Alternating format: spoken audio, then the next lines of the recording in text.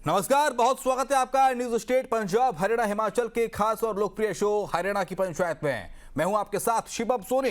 हरियाणा की पंचायत में हम आपके मुद्दे और सरोकार को बेबाकी के साथ रखेंगे, आपकी समस्याओं से सियासतदानों को रूबरू कराएंगे और आपकी हर एक समस्या का समाधान निकालेंगे। तो आइए हरियाणा की पंचायत की शुरुआत करते हैं।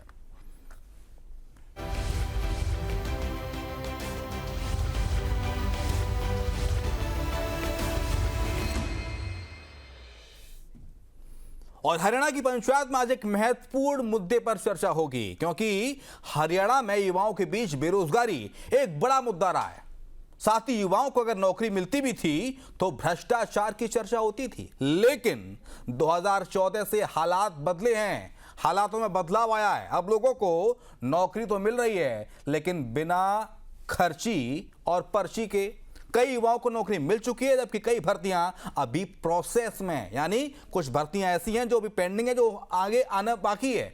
युवाओं के लिए बम्पर नौकरियों के अवसर आने वाले हैं हरियाणा में। मुख्यमंत्री लगातार कह रहे हैं कि युवाओं को पारदर्शी तरीके से नौकरी दी जा रही है, और ये वास्तविक भी है, क्योंकि प्रधानमंत्री मोदी ने मंच से कई बार मुख्यमंत्री नैप सिंह सैनी की तारीफ की है।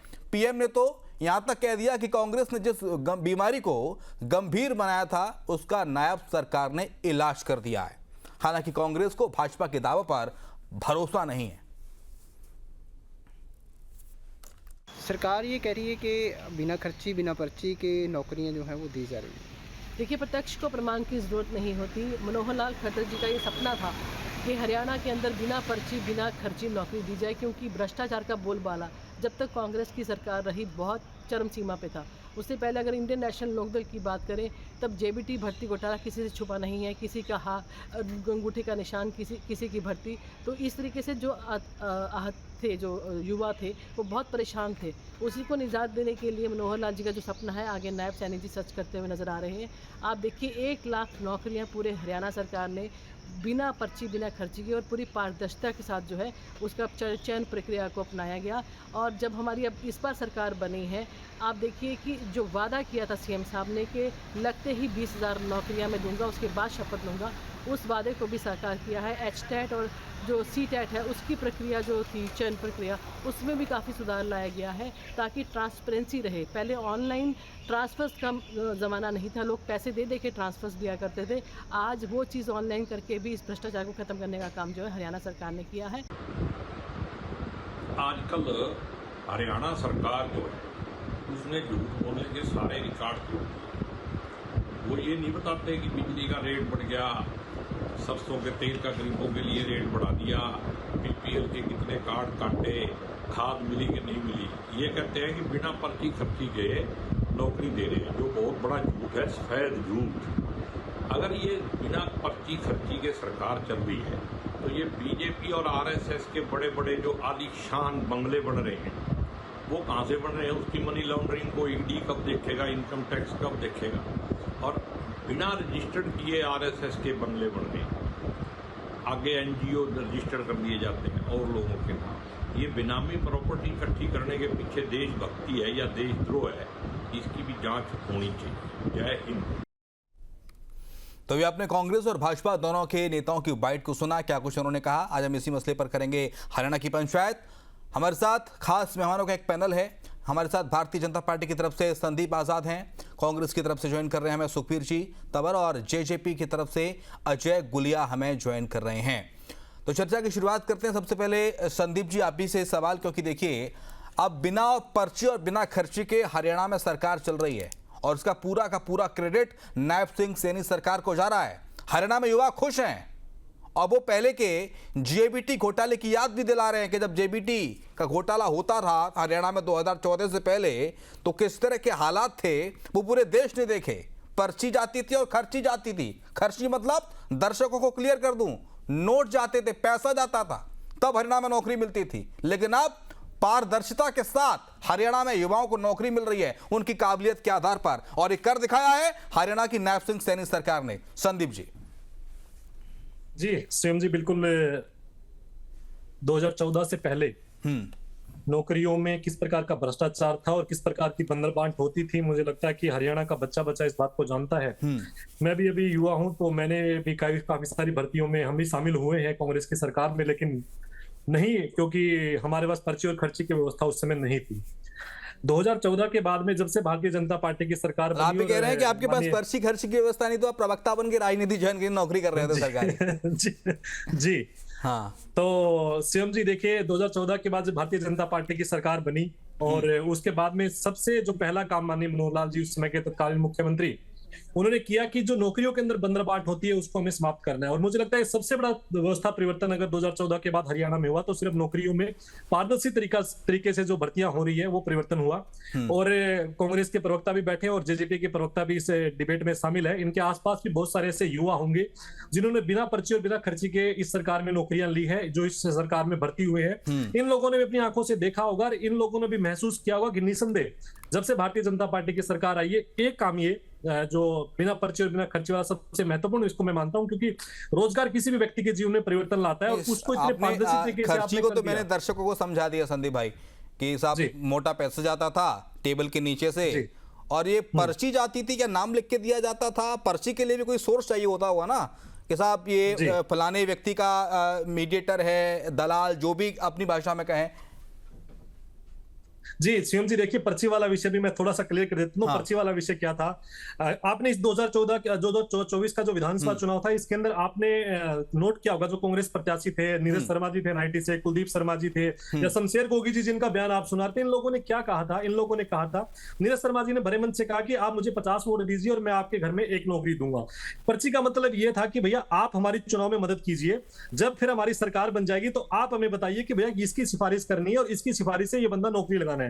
तो वो पर्चे पे लिख करके दे के आते थे उस कांग्रेस की सरकार में कि भैया ये पर्ची है, इस व्यक्ति को हमें नौकरी दिलवानी है। यही व्यवस्था थी पिछली सरकारों में, चाहे वो इंडियन नेशनल लोक दल की सरकार रही, चाहे इससे पहले कोई अपने उसके बाद में कांग्रेस की सरकार रही। नौकरियों में जो भ्रष्टाचार का बोलबाला था, पर्ची खर्ची की जो व्यवस्था थी, उसको भारतीय जनता पार्टी की सरकार ने सत्ता में आने का सबसे पहले समाप्त करने का काम किया। और आज मैं ऐसे ऐसे परिवारों को जानता हूं शिवम जी, जिन लोगों के घर में एक एक परिवार में 3-3 बच्चों को नौकरी मिली एक साथ में, जो कभी सपने में भी किसी ने नहीं सोचा होगा। आज आप किसी भी शहर में जाके देखिए, लाइब्रेरियों के अंदर बैठने की जगह नहीं मिलेगी आपको, लाइब्रेरी फुल है, क्योंकि बच्चों को पता है कि अब नौकरी जो मिलेगी वो बच्चों के माता पिता को पता है। सुखबीर जी से पूछ लेते हैं, वो बच्चे सुखबीर जी। जी एक स्वयं जी कंप्लीट कर रहा हूं, 1 मिनट कंप्लीट कर रहा हूं। आज आप किसी भी बच्चे के पेरेंट्स से पूछिए, वो कभी भी नेता के पीछे नौकरी के लिए नहीं जाएगा, नौकरी के लिए नहीं घूमेगा।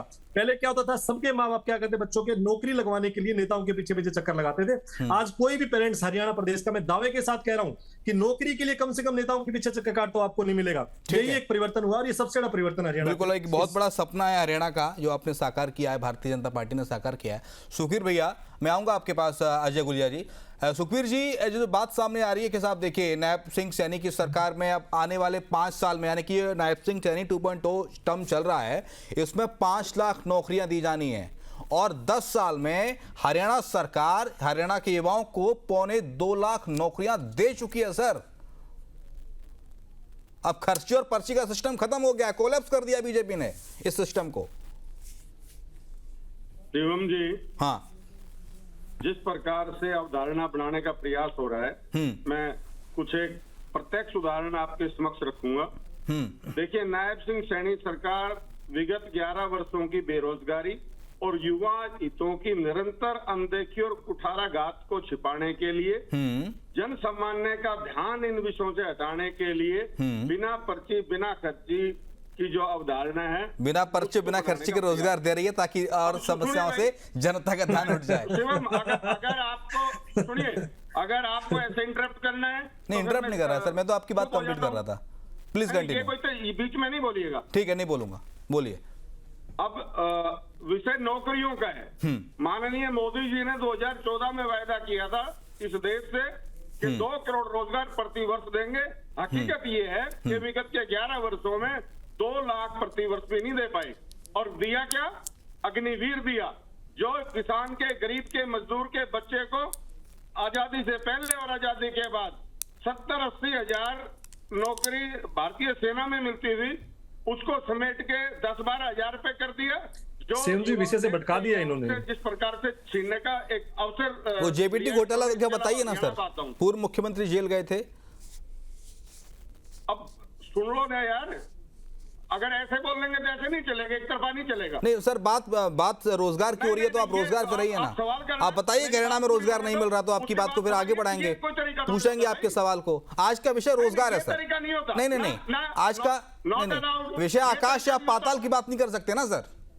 मैं क्यों नहीं करूंगा? क्यों? ये 11 साल की बात कर रहे हैं। विषय रोजगार की, उन्होंने रोजगार की बात की। अजय गुलिया साहब, विषय रोजगार है, आप भी रोजगार पर रहिएगा। हरियाणा सरकार का दावा है कि बिना पर्ची और बिना खर्ची के रोजगार बम्पर नौकरियां मिल रही हैं हरियाणा में। हरियाणा के युवा तरक्की कर रहे हैं, 2.25 लाख नौकरी मिल चुकी है और इस टर्म में नैब सिंह सैनी 2.0 में 5 लाख नौकरियां और दी जानी है। इनका फाइटर डाउन कर दीजिए। जेजेपी के प्रवक्ता से सवाल है मेरा अजय गुलिया से। सुखबीर जी आऊंगा आपके पास। आप इंटरप्ट करते रहेंगे। नहीं, हर व्यक्ति को मैं टाइम दूंगा अपने हिसाब से। हाँ गुलिया साहब, आप किसको टाइम दे रहे हो आप? गुलिया साहब, नहीं ये तरीका ही नहीं है। इनका फेडर डाउन कर दीजिए सुखबीर जी। ना हाँ गुलिया साहब।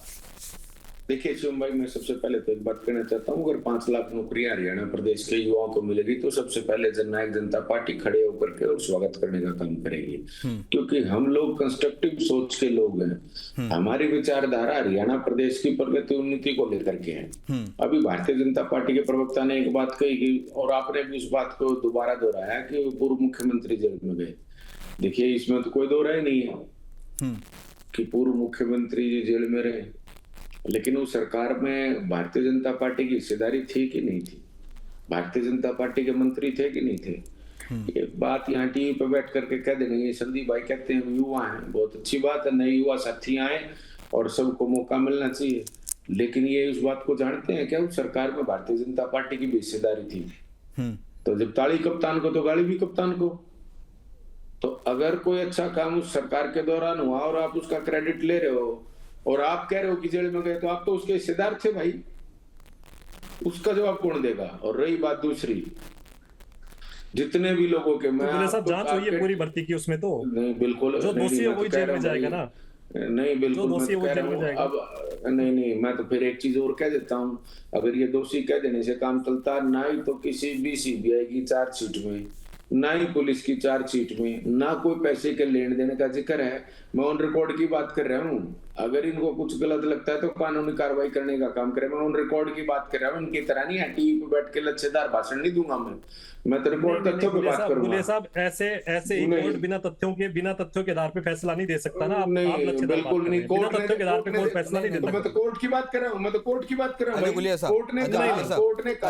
कोर्ट ने कहा कि ना तो पैसे का कोई लेन देन हुआ और ना ही इस प्रकार की कोई बात हुई, ना सीबीआई की चार्जशीट में, ना पुलिस की चार्जशीट में। अब रही बात दूसरी, जो लोग अब भारतीय जनता पार्टी की तारीफ कर रहे हैं, हम भी सरकार में रहे हैं 4.5 साल भारतीय जनता पार्टी के साथ, इस बात से इनकार नहीं कर सकता मैं। और मेरे करने से होगा क्या? तो पूरे हरियाणा प्रदेश ने, समूचे भारतवर्ष ने, समूचे विश्व ने देखा कि हम 4.5 साल भारतीय जनता पार्टी के साथ सरकार में रहे हैं। लेकिन आज बात इस बात की है कि जितना वादा किया था क्या आप उतना दे पा रहे हो? अब ये कह देने को कि मैंने 10 दे दी, मैंने 20 दे दी, 1 लाख दे दी, अच्छी बात है। अगर 1 लाख भी मिली है तो हरियाणा के बच्चों को मिली है, अच्छी बात है, उसके लिए बहुत बढ़िया बात है, वो होनी भी चाहिए। और जितनी भी मिलेंगी उसके लिए भी बधाई देंगे। लेकिन क्या आप ये कह सकते हो कि मैं 20% नंबर ले और मैं बहुत महंगा भी छात्र हूं? नहीं कह सकते आप इस बात को।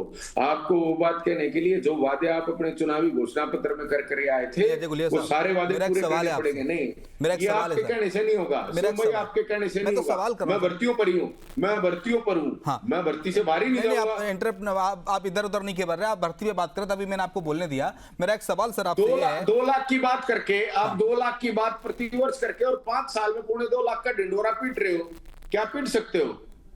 क्या पीट सकते हो इस बात का ढिंढोरा कि आप 2 लाख प्रतिवर्ष की बात प्रतिवर्ष करते हो और आप 5 साल में इसका जवाब दे लेते हैं उसका ढिंढोरा। संदीप भाई ये कह रहे हैं कि साहब 5 साल में 10 साल में 2 लाख रुपए 2 लाख नौकरी देने से क्या होगा? हरियाणा में युवाओं की तादाद तो 2 लाख नहीं है ना, 2 लाख से ज्यादा है। क्या वादा करके तो ज्यादा नौकरी दीजिए। देखिए स्वयं जी, मैं आपको बता देता हूँ कि आंकड़ा मेरे पास है। 2005 से लेकर के 2014 तक कांग्रेस पार्टी की सरकार रही। उस दौरान 86,000 युवाओं को 86,067 युवाओं को नौकरी दी गई थी। सिर्फ 10 साल उसमें कांग्रेस की सरकार थी। और मैंने कहा कि नौकरियां जब जिस हिसाब से नौकरियां सरकारी विभागों में रिक्वायरमेंट्स आती है, उस हिसाब से पोस्टें निकलती है। अभी देखेंगे हाल ही में HPSC भर्ती कर रहा है, कॉलेज कैडर में असिस्टेंट प्रोफेसर की भर्ती चल रही है, काफी समय बाद भर्ती हो रही है। जैसे ही उसकी रिक्वायरमेंट्स आई एजुकेशन डिपार्टमेंट की कि हमें कॉलेजों में इतने प्रोफेसर चाहिए, तो उसी हिसाब से रिक्वायरमेंट है। अब सीटी का एग्जाम हो रहा है, जैसे जैसे डिपार्टमेंट से हम रिक्वायरमेंट भेजी है, ठीक है सर, सीटी के एग्जाम के माध्यम से वो सारी आपका आंकड़ा, आपका डेटा सुन लिया दर्शकों ने। अजय गुलिया साहब, एक छोटा सा सवाल है, एक लाइन में जवाब दीजिएगा, उसके बाद मैं सुखबीर भैया के पास जाऊंगा। अजय जी, क्या मानते हैं कि 2014 से पहले पर्ची और खर्ची का दौर चल रहा था हरियाणा में, और उसकी वजह से कई युवा बेरोजगार रह गए, कई युवा ओवरएज हो गए और उनको नौकरी नहीं मिली? आज कोई मेहनत मजदूरी करके पेट पाल रहा है, कोई हरियाणा से बाहर जाके प्राइवेट नौकरी कर रहा है, कोई कुछ और कर रहा है। देखिए, किसी चैनल के कह देने से तो फैसला होगा नहीं। आपने मेरे जवाब पे भी ये कहा था कि ये जांच का विषय है और कोर्ट का तय करना है। ये तो कोर्ट तय करेगा कि खर्ची और पर्ची का विषय चल रहा था कि नहीं चल रहा था। लेकिन मैं एक चीज जरूर कहना चाहता हूँ कि भारतीय जनता पार्टी की सरकार के दौरान जब इनकी सरकार है, नहीं HSC, अरे मैं कह रहा हूँ सबको पता है, गुलिया जी सबको पता है। गुलिया जी स्वीकार कर लीजिए, आप तो स्वीकार कर लीजिए, सबको पता है इस बात का। तो नहीं, क्या पता है, जब 3-3 करोड़ रुपए नगद पाए गए थे तो वो किस लिए आए थे? वो भात भरने के लिए आए थे क्या हरियाणा प्रदेश के अंदर? ना आपके कहने से मैं नहीं चलूंगा, मैं विषय से बाहर नहीं जाऊंगा। लेकिन मैं कह रहा हूँ जब 3-3 करोड़ रुपए HPSC के चेयरमैन के कमरे में पाए जाते हैं तो वो किस लिए पाए जाते हैं? चेयरमैन के कमरे में नहीं थे। नहीं, चेयरमैन के कमरे में नहीं, वो किस लिए पाए जाते हैं? प्रधानमंत्री नरेंद्र मोदी ने कहा, प्रधानमंत्री मोदी ने, सुखबीर तंवर साहब, पीएम मोदी ने मंच से तारीफ की। भारतीय जनता प्रधानमंत्री, सुन लीजिए सर, आप मुझे बताएं, अजय गुलिया साहब सुन लीजिए, दूसरा सवाल आ गया। अजय गुलिया साहब सुन लीजिए, सुखबीर जी, पीएम मोदी ने मंच से तारीफ की और नायब सिंह सैनी की तारीफ करते हुए कहा कि कांग्रेस ने इस बीमारी को गंभीर कर दिया था जब पर्ची और खर्ची से नौकरी मिलती थी, लेकिन हरियाणा की नायब सिंह सैनी सरकार में युवाओं को नौकरी मिल रही है, ताल ठोक के नौकरी दे रही है सैनी सरकार। अब अगर आप मुझे बोलने का अवसर दे तो मैं कुछ अभी के तथ्य रखूं। ठीक है, रखिए सर। 2024 विधानसभा का चुनाव में इनका जुमला साबित हुआ। नहीं, तथ्यों के साथ बताएं कि उस वायदे का क्या हुआ, तथ्यों के साथ बताएं कि उस वायदे का क्या हुआ। इसके अलावा चुनाव की जब अधिसूचना जारी हुई 2024 के विधानसभा चुनाव की, उस वक्त उससे 3 घंटे पहले 5600 पुलिस के पद अधिसूचित किए गए थे, जो विगत सप्ताह इन्होंने रद्द कर दी वो भर्ती। ये आंकड़ों की बात है। इसके अलावा जिस प्रकार से हरियाणा प्रदेश के युवाओं के साथ कुठाराघात हुआ है, उसके मैं कुछ आंकड़े आपको बता दूं। सिंचाई विभाग में 42 में से 28 लोग बाहर के, सिविल जज 110 में से 60 बाहर के, तकनीकी शिक्षा विभाग में 153 में से 106 बाहर के, और आयुर्वेदिक चिकित्सक 427 में से 75% से ज्यादा, और बिजली बोर्ड के SDO 90 में से 77 बाहर के, और लेक्चरर ग्रुप भी 157 में से 103 इस सवाल का जवाब ले लेंगे संदीप आजादी से। सर, बाहरी लोगों को असिस्टेंट प्रोफेसर 18, लेकिन एक बार वो बाइट सुनाना जरूरी है। जिन हरियाणा के युवाओं को नौकरियां मिल रही हैं, हरियाणा के युवाओं का क्या कहना है? एक बार वो बाइट सुनाते हैं, बॉक्स को हमने तैयार किया है। हरियाणा के युवाओं को नौकरियां मिल रही है, हरियाणा के युवा कैसा महसूस कर रहे हैं, क्या प्रतिक्रिया उन्होंने दी है सरकार को लेकर, वो एक बार आपको सुना देते। सुनिए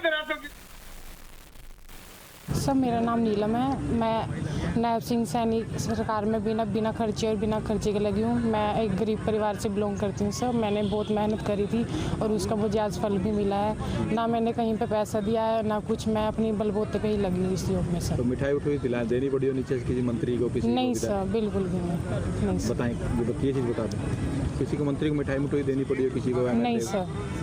पड़ी हो कोई रिज्यूम वगैरह देना? सर, मेरा नाम जोगिंदर सिंह है, मैं फौज से रिटायरमेंट हूँ, सूबेदार मेजर। कोई बिना खर्ची पर्ची के आपके परिवार में या मित्र प्यारे में कोई? सर, मेरे ऐसे बच्चे हैं जो 20 से 25 बच्चे जो नॉन थे, जो बगैर खर्ची और पर्ची के लगे हुए हैं। इसमें मेरी कुछ घर से लेडीज भी हैं, कुछ यार दोस्तों की जो सिस्टर्स हैं, कुछ वाइफ हैं जो बगैर खर्ची पर्ची के लगे हुए हैं, और मैं तो शुक्रगुजार हूँ। सुन लिया आपने सुखबीर जी तंवर साहब, एक बच्ची, सुन लिया भैया, मैं सब सुनता हूँ। एक बच्ची जिसकी नौकरी लगी है वो खुद ये कह रही है कि साहब बिना पर्ची और बिना खर्चे की नौकरी लगी है मेरी। नौकरी है कितनी भाई, ये तो बता दो कितनी है ऐसी नौकरी। ग्रुप डी में चपरासी भर्ती कर रहे हैं, एमटेक बीटेक पीएचडी को, ये नौकरियों का हाल है। और अगर इतनी ही नौकरी दी है इन्होंने तो ये जो 70% से ज्यादा गरीबी का आंकड़ा है, इसका क्या मतलब रहेगा फिर? भैया जो धरातल की बात है वो भी समझ लो, सुन लो, ऐसे नहीं चलेगा। और फिर कैसे जो युवा है वो नशे और अपराध में कैसे जा रहे हैं, कौन जिम्मेदार है? ये सारे के सारे रोजगार से जुड़े हुए विषय हैं। मैं तो सब सुन रहा हूँ। हुड्डा साहब की सरकार में तो नशा था ही नहीं। मैं बिना तर्क और तथ्यों की बात नहीं करता। जिस तरह से आप लोग अवधारणा बनाने का प्रयास करते हैं, ऐसी अवधारणा देखिए कोई अवधारणा नहीं बनाई जा रही है, तथ्यों पे बात करता हूँ। बाइट सुनाई थी, बाइट भेजी थी रिपोर्टर ने, रिएक्शन लिया था, जिनकी नौकरी लगी, पिता का रिएक्शन लिया, बच्चों का रिएक्शन लिया, पूरी लंबी बाइट है। मैंने कम ही सुनाई क्योंकि डिबेट का समय बहुत कम रह गया है। लेकिन संदीप आजाद साहब, एक बात तो माननी पड़ेगी हरियाणा में, विपक्ष की भूमिका कांग्रेस अच्छे से निभाते, भले ही लीडर ऑफ अपोजिशन ना हो इनके पास विधानसभा में, इन मुद्दे उठाना तो जानते हैं। जी देखिए, अच्छी बात है और एक स्वस्थ लोकतंत्र में मुझे लगता है कि एक अच्छे विपक्ष का होना जरूरी है। लीडर ऑफ अपोजिशन उनका विषय लीडर ऑफ अपोजिशन उनका विषय बनाए ना बनाए, अब तक तो बन नहीं पाया, क्योंकि बन पाएगा भी नहीं, लग भी नहीं रहा कि बन पाएगा जिस प्रकार के हालात कांग्रेस के। लेकिन सुखबीर जी एक बड़ा मुद्दा लेकर के आए, मुझे लगता है इस जो एक भर्ती रोको गैंग जो हरियाणा में सक्रिय है, या फिर जो सुखबीर जी प्रवक्ता बैठे, ये एक नेरेटिव। जी सुनिए सुखबीर जी, आप सुनिए, मैंने आपको सुना है। आपने जो विषय उठाया, मैं उसका जवाब दे रहा हूँ। भर्ती में किसने रोक दी भाई? जवाब दे रहा हूँ। सुखबीर जी सुन लीजिए, सुखबीर जी मैं आपको जवाब दे रहा हूँ। सुखबीर जी मैं आपको जवाब दे रहा हूँ आपको। जो भर्ती रद्द की गई सुखबीर जी, पुलिस की जो भर्ती रद्द की, दोबारा जो सीटी सुन लीजिए, अरे सुनिए ना एक बार, सुनिए सुखबीर जी, सुन लीजिए एक मिनट। जो भर्ती रद्द हुई उसको दोबारा से अधिसूचित होगी, वो दोबारा पब्लिश होगी। नया सीटी जब लिया जाएगा उसके अंदर उस भर्ती को शामिल किया जाएगा। नहीं जो भर्ती होगी उसमें उसको शामिल, जब सीटी के थ्रू भर्ती होगी उसमें शामिल किया जाएगा।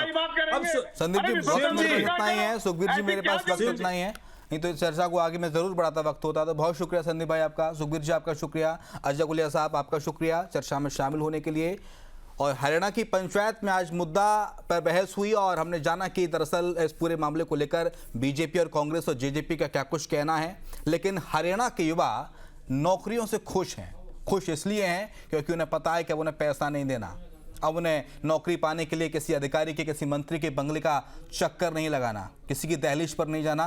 काबिलियत है, एग्जाम क्वालिफाई करो, नौकरी आपके पास आएगी। फिलहाल चर्चा में इतना ही, खबरें लगातार जारी हैं, आप देखते रहिए न्यूज़ स्टे पंजाब हरियाणा हिमाचल।